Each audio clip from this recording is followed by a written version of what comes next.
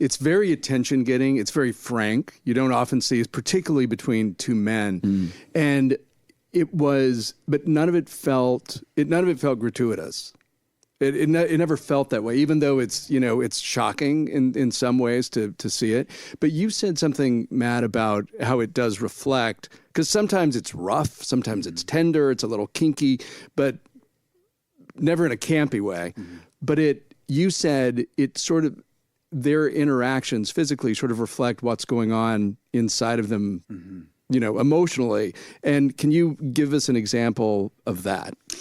Yeah, I think it goes back to a lot of when I was talking about Hawk before, the fact that he'd had this horrific experience with his father and his first love, and this traumatic experience in the war that gave him a perspective where he always felt that he'd be letting anyone who loved him down, that the cost of loving him would be someone's life. That's kind of his greatest fear. And so he has these tremendous obstacles to true intimacy and this tremendous need to also control and to be in control of what's going on. And I think buried within that is also when he finds somebody great like Tim, hoping that pleases that person as well. Does that explain it? No, it does make sense that he needs to be in control. There's also an anger that comes through. Of course, he's got a tremendous amount of anger towards his father.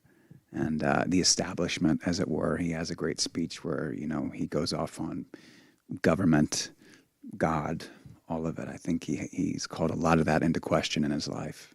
And for Skippy, the subservient, but also very much in control. Like he knows, he's somehow aware of his power, despite he has that incredible chemical awakening in that first interaction. Yeah. And also, I think for Skippy, his intimacy is exploded by truth and honest conversation.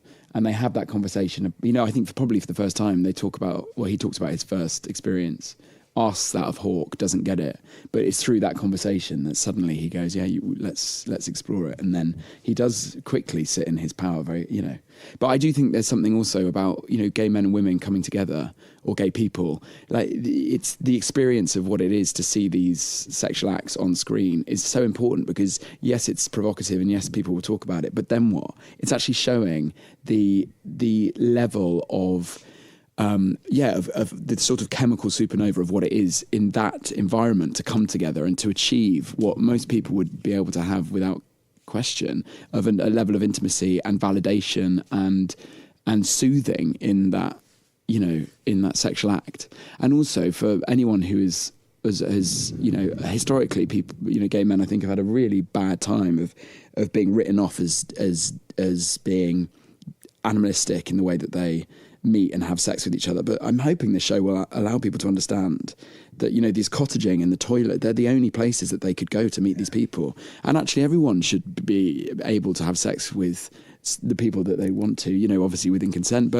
And so that to me feels like why it's so important to then give the audience an experience which is similar to what Skippy experiences, which is this overwhelming, shocking, hopefully euphoric explosion, which is what I think that's where it starts between them. Release. Yeah.